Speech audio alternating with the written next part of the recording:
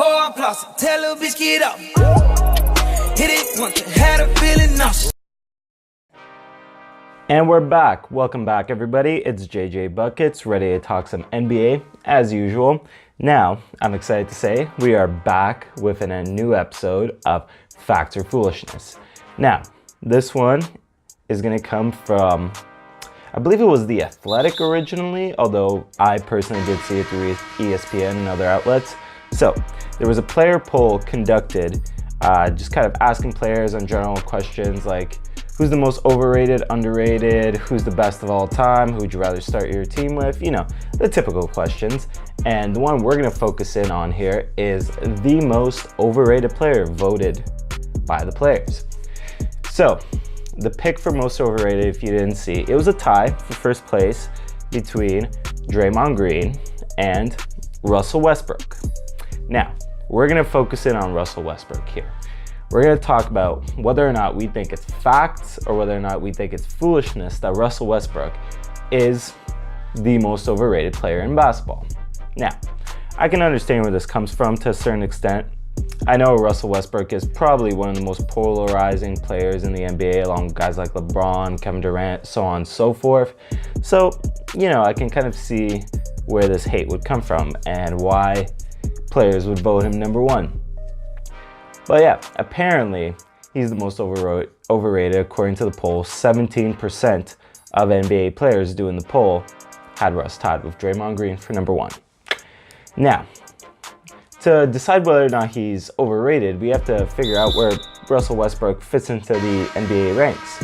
So, for my money's worth, I think Russell Westbrook is probably the second or third best point guard at worst. Maybe fourth if you really want to slide him down. And Russell Westbrook just, you know, completed another season of doing the unthinkable.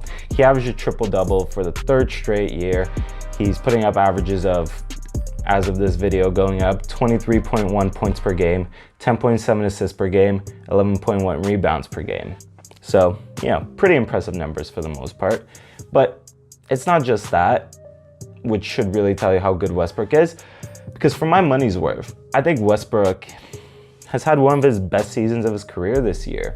He's playing some of his best basketball. I think this is mostly in relation to the fact that his defense, I'd say, has really been elevated this year. You know, he's averaging the 2 steals per game. He's always kind of been good at pickpocketing people and, you know, getting those steals off passing lanes. But I think just individually, one-on-one, he's playing better defense than he has for the past few seasons. And the past few seasons where he would kind of just always sag off and look for rebounds. Now you can actually see him giving a bit more defensive effort there. You know, that could be the Paul George effect, kind of like going on Westbrook, where he values defense so much, so Westbrook has started valuing defense so much.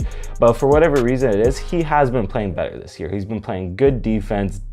It's definitely, maybe not all NBA level by any means, but it's not too far below. He has genuinely been a good one-on-one defender, and he definitely commits his effort there a lot more than he would in the previous year. And another thing that I think has made this one of Russell Westbrook's better years, if not one of his best years, is he's seemingly finally learned to coexist with other stars. And I know for a lot of NBA fans, this has kind of always been an argument that they've had about Russell Westbrook, is that when people leave Russell Westbrook, they get better.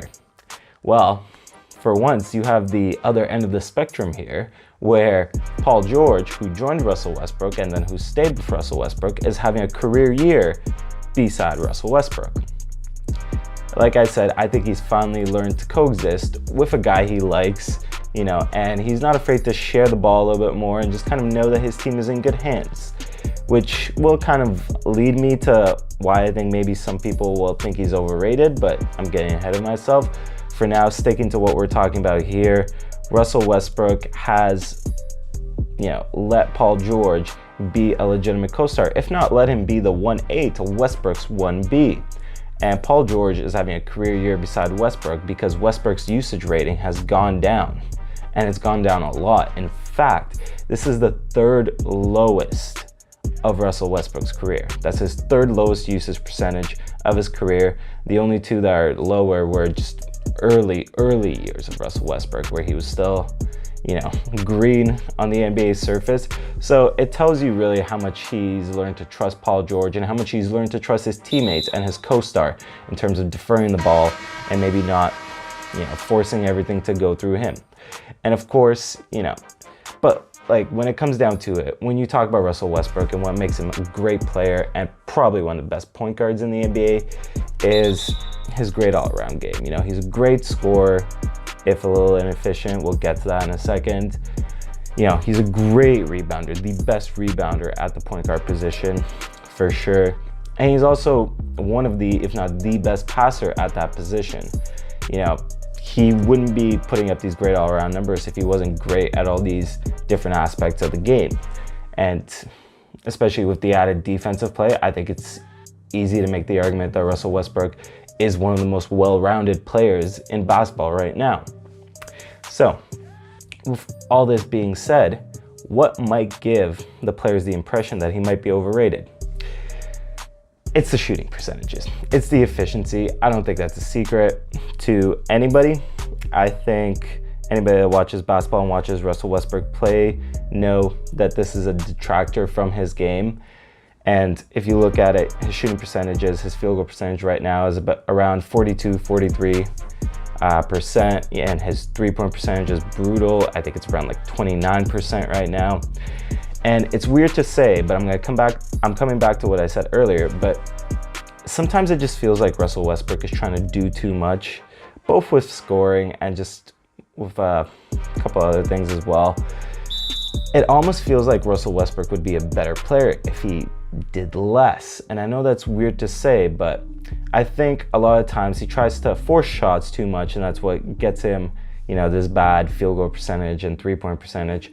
Sometimes he just settles for too many bad looks from the perimeter where he's not necessarily an elite shooter like a Steph Curry, like a Kyrie Irving, like a Damian Lillard, the other point guards that are kind of around him in the point guard rankings. And even at 30 years old, I think there's not an easy fix, but there is a potential fix to this. I know Russell Westbrook isn't the athletic dynamo that he used to be, but he's still very athletic. And even at 30 years old, I think he can look to take his scoring inside a bit more and around the bucket. He's always been athletic and powerful enough to get his looks over there. And I just think the scoring efficiency, which is the main thing that people hate on Russell Westbrook for, is as easy a fix as just taking your looks more inside and doing it more there. It's kind of like when LeBron was in Miami and he was in the prime of his career. LeBron learned to just get most of his looks around the bucket and just dominate there and take the outside shot when it's falling and when he's hot. And I think Russell Westbrook could benefit from taking that kind of approach. The other thing that I'd have to touch upon here as well as to why he might be a little overrated is he is turnover prone, and again, I think that's a testament to him trying to do too much at times. And if he cut those down, I think it would really go a long way to solidifying his spot, amongst the NBA rankings, amongst the best players in the NBA. But with all this being said, scoring efficiencies and turnovers versus his great all-around game are the two detractors, or the two main detractors on his game, really enough to say he's overrated? Now, here's the thing when I look at this poll. When you look at the numbers, especially for this category, there were only 47 voters. That's a very small sample size. And yes, you know what? Russell Westbrook was still pick number one here, along with Draymond.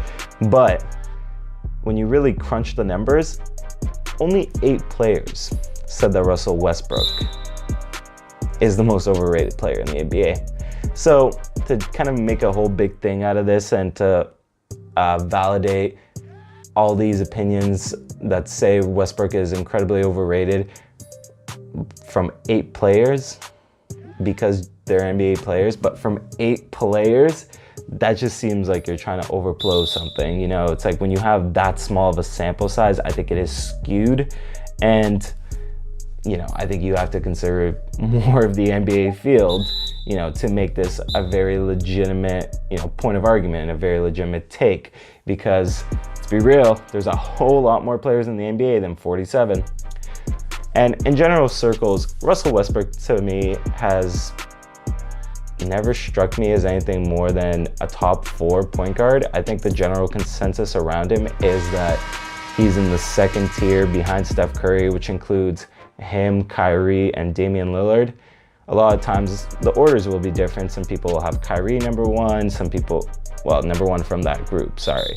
So some people will have Kyrie ahead of Russ and Dame, some people will have Dame ahead of Russ and Kyrie, and some people, myself included, will have, you know, the order something like Russell Westbrook, Kyrie Irving, Damian Lillard. You can quote me on that. That's actually my official order in that statement. But nonetheless, calling him the most overrated player in basketball, are we really saying he's not in the top 4 point guards in the NBA? Because if that's the general consensus around him and he's the most overrated, then we'd assume that he should be a tier below the top 4. And I just don't see that. I don't think he's anywhere worse than that. I think he's definitely earned his spot amongst those guys.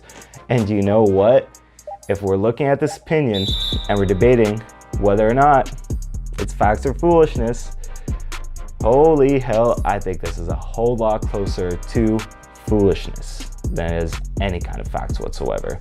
Do you disagree? Let me know below. Comment on the video, tell me what your opinion is of Russell Westbrook. If you liked the video, obviously hit the like button, subscribe if you want to see more facts or foolishness stuff. And I think that does it for me today. JJ Buckets is out.